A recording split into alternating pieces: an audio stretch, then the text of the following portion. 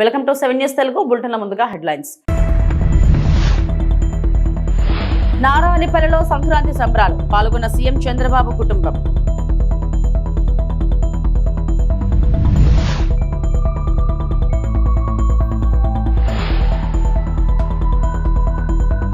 Bharat BRICS presidency 2026 website logo ఆవిష్కరణలో పాల్గొన్న ఐఏఎం doctor S Jayashankar.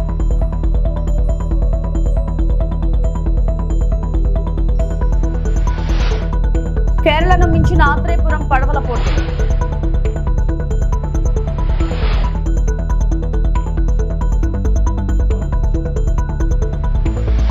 AP CM Chandrababu స్వగ్రామం నారావారిపల్లిలో సంక్రాంతి సంబరాలు ఘనంగా జరుగుతున్నాయి.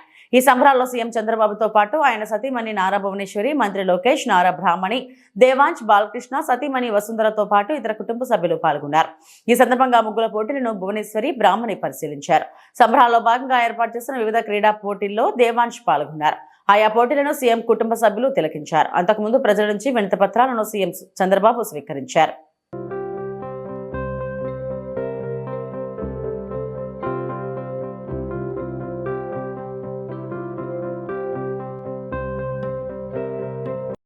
ఆపరేషన్ సింధూర్ కొనసాగుతుందని, త్రివిధ దళాల సమన్వయానికి ఇది నిదర్శనమని army chief general Upendra Dwivedi అన్నారు. భద్రతా సవాళ్లను ఎదుర్కోవడంలో భారత సైనిక సంసిద్ధత దీని ద్వారా స్పష్టమైందని పేర్కొన్నారు. అలాగే ఈశాన్య సరిహద్దుల్లో పరిస్థితులు స్థిరంగానే ఉన్నాయని, అయితే అప్రమత్తంగా ఉండటం కీలకమని వెల్లడించారు. చైనా సరిహద్దులోని భద్రత గురించి మాట్లాడుతూ భారత మోహరింపులు బలంగా ఉన్నాయని చెప్పారు. భవిష్యత్తులో ఎలాంటి అవాంఛనీయ ఘటనలు ఎదురైనా వాటిని సమర్థవంతంగా ఎదుర్కొంటామని ధీమా వ్యక్తం చేశారు. జమ్మూ కాశ్మీర్లో పరిస్థితులు సున్నితంగా ఉన్నా ప్రస్తుతం అవి నియంత్రణలోనే ఉన్నాయన్నారు. అవసరమైతే బూతుల దాడులకు కూడా సిద్ధమేనంటూ పరోక్షంగా పాకిస్తాన్కు గట్టి హెచ్చరికలు జారీ చేశారు. Following the Pahalgam terror attack, a clear decision to respond decisively was taken at the highest level. Op Sindoor was conceptualized and executed with precision. Through 22 minutes of initiation on 7th May and an orchestration that lasted 88 hours up to 10th May, the operation reset strategic assumptions by striking deep, dismantling terror infrastructure and puncturing the long-standing nuclear rhetoric. The army successfully destroyed 7 out of the 9 targets and thereafter played a pivotal role in ensuring calibrated response to Pak actions. As you may be aware, Operation Sindoor remains ongoing. Any future misadventure will be resolutely responded to. Here I must acknowledge the proactive role of all stakeholders at the national level, including CAPFs, int-agencies, civic bodies, state administration and other ministries, whether it's MHA, MAITI, Railways and many more. Operation Sindoor was the best example of tri-service synergy under clear-cut political directive and full freedom to act or respond. In JNK, since 10th May, the situation along the western front and JNK remains sensitive but firmly under control. In 2025, 31 terrorists were eliminated, of which 65% were Pakistan origin, including the 3 perpetrators of the Pahalgam attack neutralized in Operation Mahadev. Active local terrorists are now in single digits. Terrorist recruitment is almost non-existent, only 2 in 2025. Clear indicators of positive change in JNK include robust development activity, revival of tourism and peaceful Sri Amarnath Yatra, which saw more than 4 lakh pilgrims exceeding the 5-year average. The theme of terrorism to tourism is gradually taking shape. As regards the Northeast, neutral, transparent and decisive actions by security forces, along with many proactive government initiatives, have led to a marked improvement situation in Manipur during 2025. Peaceful conduct of Durand Cup, resumption of cultural festivals like Shiroi Lili, Sangai, and renewal of suspension of operations, that is SU, with Kuki insurgent groups in September 25, have been key markers of stability. In response to turbulence in Myanmar, a comprehensive multi-agency security grid comprising of Assam Rifles, Army and Home Ministry is working towards insulating the Northeast from spillover effects. With successful conduct of phase 2 elections in Myanmar, we should be able to engage each other more effectively now. As regards the HADR, humanitarian assistance and disaster relief, భారతదేశ bricks presidency 2026 అధికారిక website మరియు logo ఆవిష్కరణ కార్యక్రమంలో IIM doctor S Jayashankar పాల్గొన్నారు. ఈ కార్యక్రమంలో IIM doctor S Jayashankar మాట్లాడుతూ ప్రస్తుత ప్రపంచ వాతావరణం సంక్లిష్టమైన మరియు పరస్పరం అనుసంధానించబడిన సవాళ్లు, భౌగోళిక రాజకీయ అనిశ్చితులు, సంక్లిష్టమైన ఆర్థిక ప్రకృతి దృశ్యాలు, వాతావరణ సంబంధిత ప్రమాదాలు, సాంకేతిక మార్పులు మరియు నిరంతర అభివృద్ధి అంతరాలు ప్రాంతాల వారీగా దేశాలను ప్రభావితం చేస్తున్నాయి. ఈ సందర్భంలో అభివృద్ధి యొక్క వివిధ దశలలో జాతీయ ప్రాధాన్యతలను పరిగణలోకి తీసుకొని సంభాషణ మరియు సహకారం మరియు ఆచరణాత్మక ప్రతిస్పందనను ప్రోత్సహించే ముఖ్యమైన వేదికగా బ్రిక్స్ మిగిలిపోయింది. When India prepares to assume the BRICS chairship in 2026, we do so at an important moment in the grouping's journey. In 2026, BRICS will complete 20 years since its inception, during which it has steadily evolved into a significant platform for cooperation among emerging markets and developing economies. Over the years, BRICS has expanded its agenda and membership, responding to changing global realities while remaining focused on people-centric development, fostering dialogue, and promoting practical cooperation.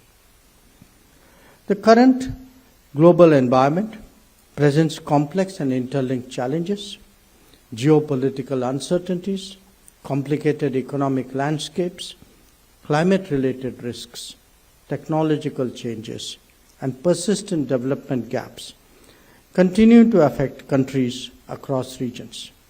In this context, BRICS remains an important forum that encourages dialogue and cooperation and practical responses, taking into account national priorities at different stages of development. India approaches its chairship with a humanity first and a people-centric approach, inspired by the guidance of Prime Minister Narendra Modi. Our chairship theme, Building for Resilience, Innovation, Cooperation and Sustainability, reflects our belief that cooperation among BRICS members can help address shared challenges in a balanced and in an inclusive manner. The theme underscores the importance of strengthening capacities, promoting innovation, and ensuring sustainable development for the benefit of all. The logo that we unveiled today reflects this approach.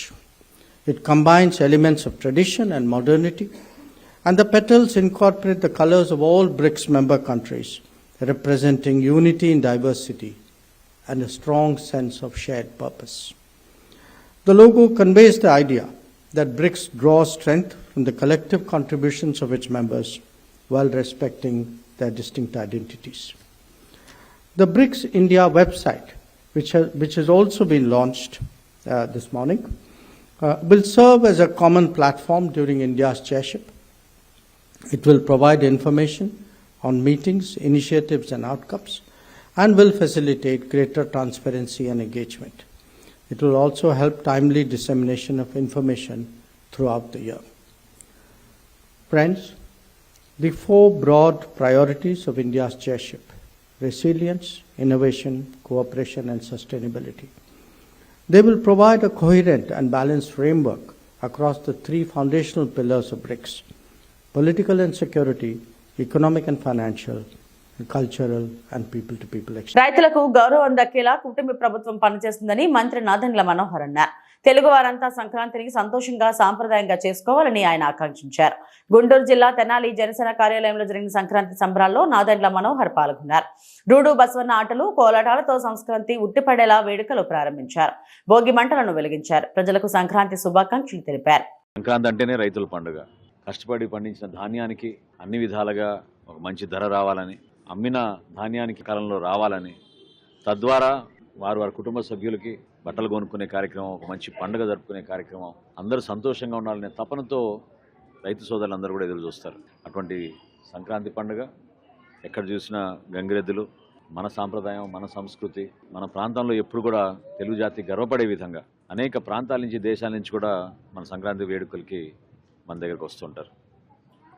So ప్రతి ఒక్కరి కుటుంబంలో సంతోషం నింపాలని మన పంటలు, మన పొలాలు, మన రైతాంగం ఎప్పుడు కూడా కలకలలాడుతూ ఉండి ఈ ప్రాంతాన్ని సస్యశ్యామలంగా మనం అభివృద్ధి చేసే విధంగా కలిసిమెలిసి మన కూటమి ప్రభుత్వంలో అందరం కూడా ఒక ఐక్యతగా గౌరవ ముఖ్యమంత్రి గారు చంద్రబాబు నాయుడు గారు, అదేవిధంగా గౌరవ ఉప ముఖ్యమంత్రి గారు పవన్ కళ్యాణ్ గారు ఏ ఆలోచనతో అయితే నరేంద్ర మోడీ గారి సహకారంతో మన రాష్ట్రాన్ని ముందుకు తీసుకెళ్తున్నామో అదే అభివృద్ధి పందాలో మన ప్రాంత అభివృద్ధి జరగాలని, ప్రతి ఒక్క కుటుంబానికి సంక్షేమం, అభివృద్ధి రెండూ వచ్చే విధంగా కలిసి పనిచేద్దామని ఈ సందర్భంగా ప్రతి ఒక్కరిని కూడా మనస్ఫూర్తిగా నేను సంక్రాంతి శుభాకాంక్షలు తెలుపుకుంటూ, రాబోయే రోజుల్లో కూడా ఇదే పండుగ వాతావరణం రైతుల కుటుంబాల్లో ప్రత్యేకంగా రైతుకు ఆ గౌరవం దక్కే విధంగా మా కుటుంబ ప్రభుత్వం చేసిన ప్రయత్నాలన్నీ కూడా గుర్తుపెట్టుకోవాలని ఈ సందర్భంగా తెలుపుకుంటున్నాను. సావల్యాపురం మండలంలో కార్డన్ సర్చ్.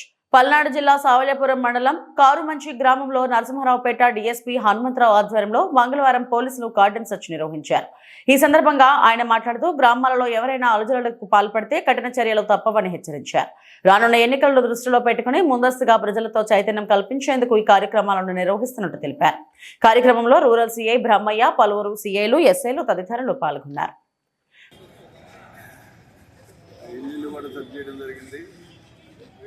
ఇందులో భాగంగా చర్చిలో భాగంగా సుమారు 34 రికార్డ్లెస్ 2 వీలర్స్, అలాగే ఒక ఇంటిలో బెల్ట్ షాప్ నడిపిస్తున్నటువంటి వ్యక్తి దగ్గర 7 వాటర్ బాటిల్స్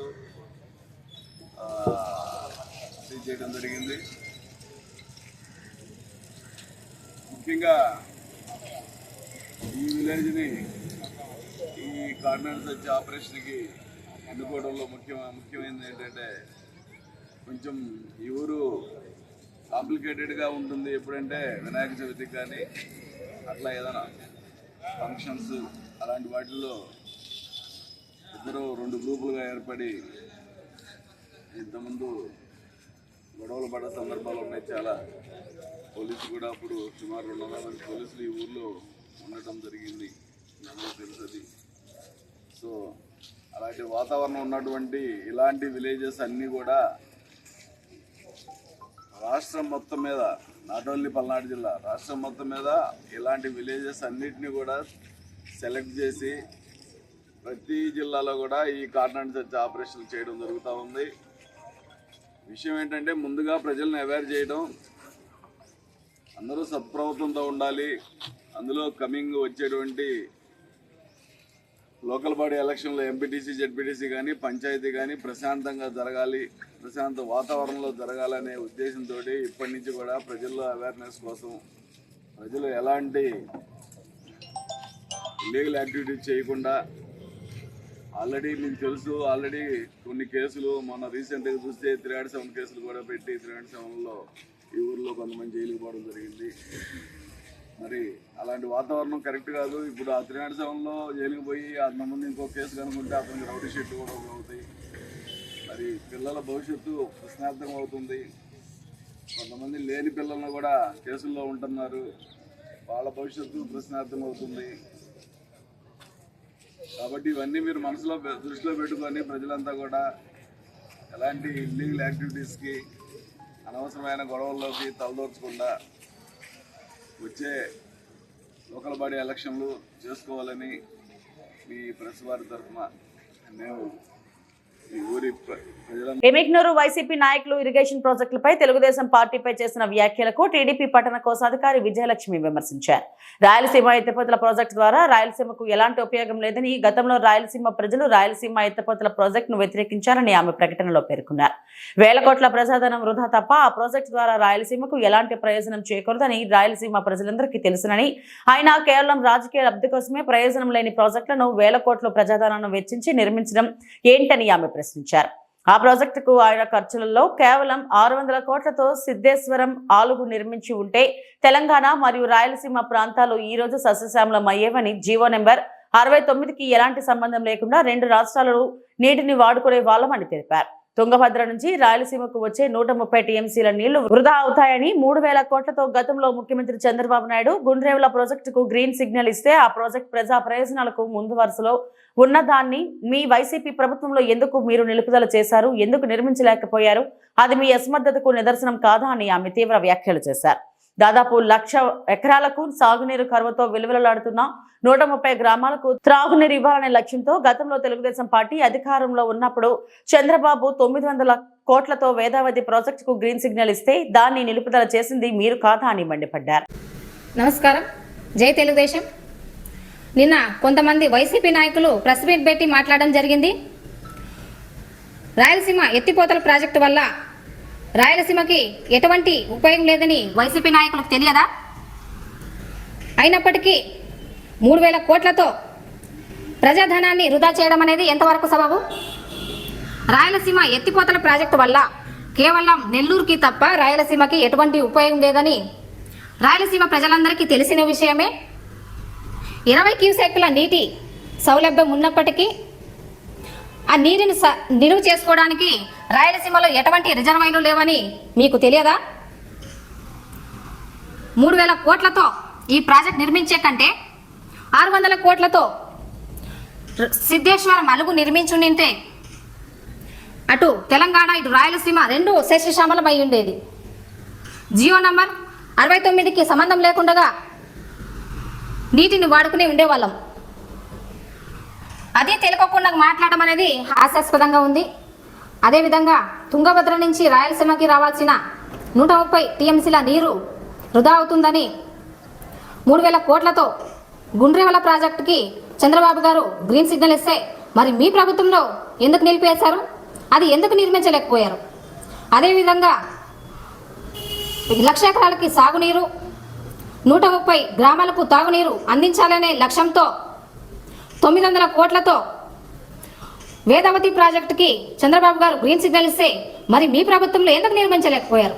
పోలవరంపై రీటెండరింగ్స్, అదేవిధంగా ఆర్డీఎస్పై కేసులు, ఇది మీరు చేసిన అభివృద్ధి. ఇరిగేషన్ ప్రాజెక్టులపై మీరు మాట్లాడుతూ ఉంటే ప్రజలకి దేంతో నమ్మాలో కూడా అర్థం కాకుండా ఉంది. మతి స్థిమితం కోల్పోయి మాట్లాడొద్దని తెలియజేసుకుంటున్నా. అదేవిధంగా తెలుగుదేశం ప్రభుత్వంని బత్రాఫ్ చేయాలన్న వైసీపీ నాయకులకి సూటిగా ప్రశ్నిస్తున్నాం. మరి మీ 5 ఏళ్ల ప్రభుత్వంలో మీరు చేసిన ఘనత ఏమంటే మీ గాలి తిరుగుడులకి 220 కోట్లు, ఎలకల పట్టడానికి 1,36,00,000, అదేవిధంగా మీ ప్యాలెస్ చుట్టూ కంచె వేసుకోవడానికి 12.6 కోట్లు, అదేవిధంగా ఎగ్గు పప్పులకు 3.6 కోట్లు, మరి మీ వైఎస్ఆర్ విగ్రహాలకు 18 కోట్లు, మీ రాష్ట్ర ప్రజల పాస్బుక్లపై మీ ఫోటోలు వేయడానికి 13 కోట్లు, రిషికొండ ప్యాలెస్కి 500 కోట్లు, ఇంతటి ప్రజాధనంని వృధా చేసి అభివృద్ధి చేశామని చెప్పుకునే మీ పార్టీని ఏం చేయాలా? మరి మా పార్టీని అయితే బత్రాఫ్ చేయాలన్నారు, మరి మీ పార్టీని ఏం చేయాలా? వైసీపీ పార్టీ ఒకటే గుర్తుపెట్టుకోండి, రాష్ట్రం అభివృద్ధి అంటే తెలుగుదేశం పార్టీ చంద్రబాబు గారు, ఎమ్మిగ్నూరు అభివృద్ధి అంటే తెలుగుదేశం పార్టీ బీబీ కుటుంబం అనేది గుర్తుపెట్టుకోండి. జై తెలుగుదేశం, జై జై తెలుగుదేశం. జయనాశ్వరెడ్డి గారి నాయకత్వం వద్ద డాక్టర్ బిఆర్ అంబేద్కర్ కోనసీమ జిల్లా కొత్తపేట నియోజకవర్గం ఆత్రేయపురంలో సంక్రాంతి సంబరాలు అంబరాన్ని తాకాయి. నేడు పడవల పోటీలు, డ్రాగన్ పోటీలు నిర్వహించారు. ఈ సంబరాలలో వాటర్ ఫ్లై బోట్లు సందర్శకులను విశేషంగా ఆకట్టుకున్నాయి. సంక్రాంతి పండుగ సందర్భంగా వివిధ ప్రాంతాల నుంచి వచ్చిన సందర్శకులకు ఇవి ప్రత్యేక ఆకర్షణగా నిలిచాయి. కార్యక్రమాలను అందరూ స్పష్టంగా వీక్షించేలా నిర్వాహకులు ఎల్ఈడి స్క్రీన్లను ఏర్పాటు చేశారు.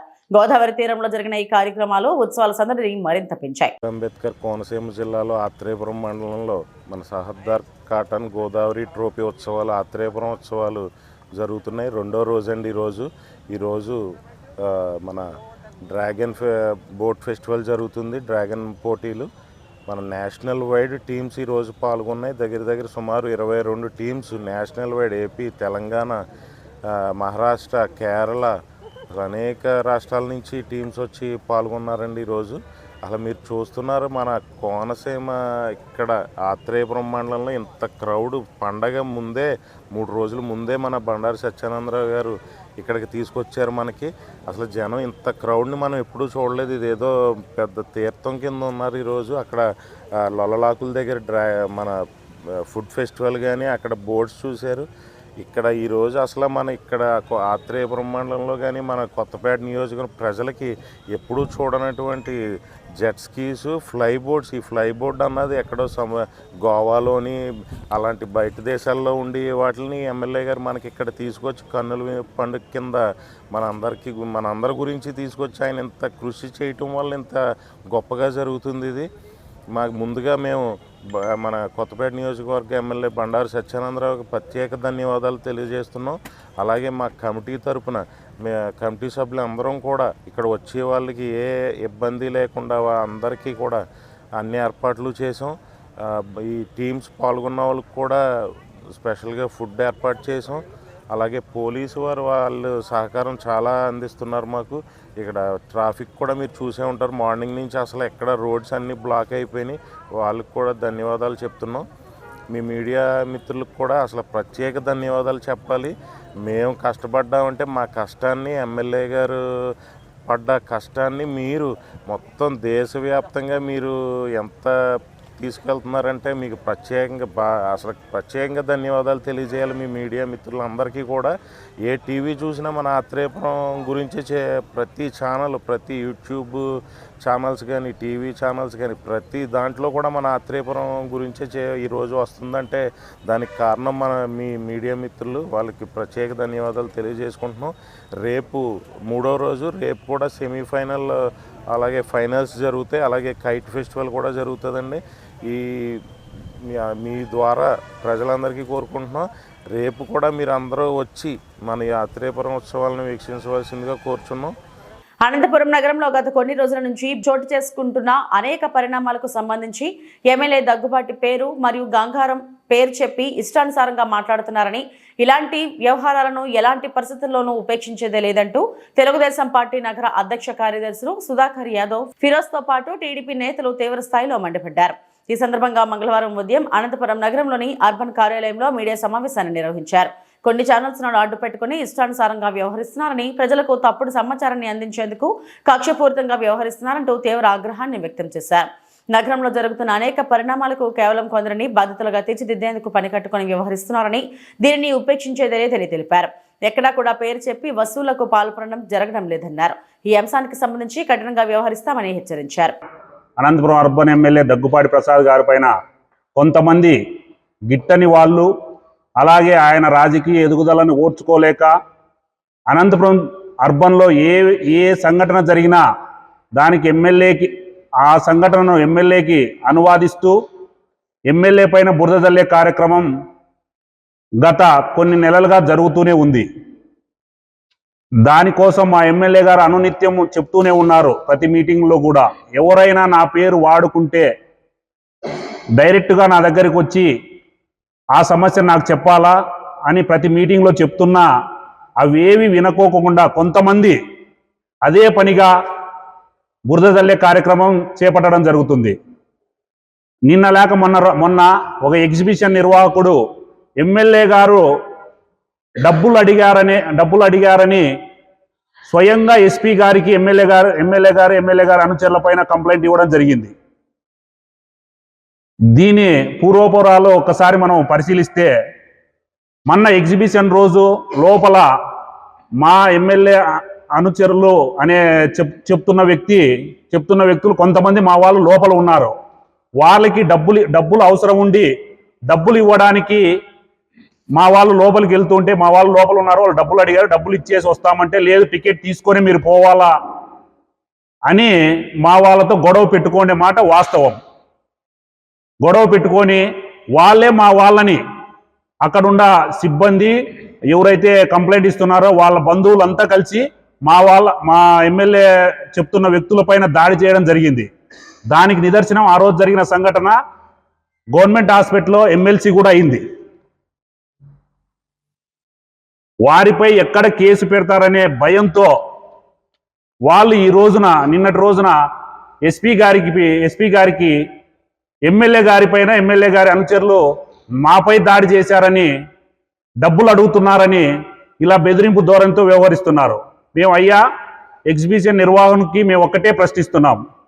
ఎమ్మెల్యే గారు 2 సంవత్సరాలు అయింది ఎమ్మెల్యే అనంతపురం అర్బన్కై. ఆల్రెడీ మీరు ఒకసారి ఎగ్జిబిషన్ నడిపారు.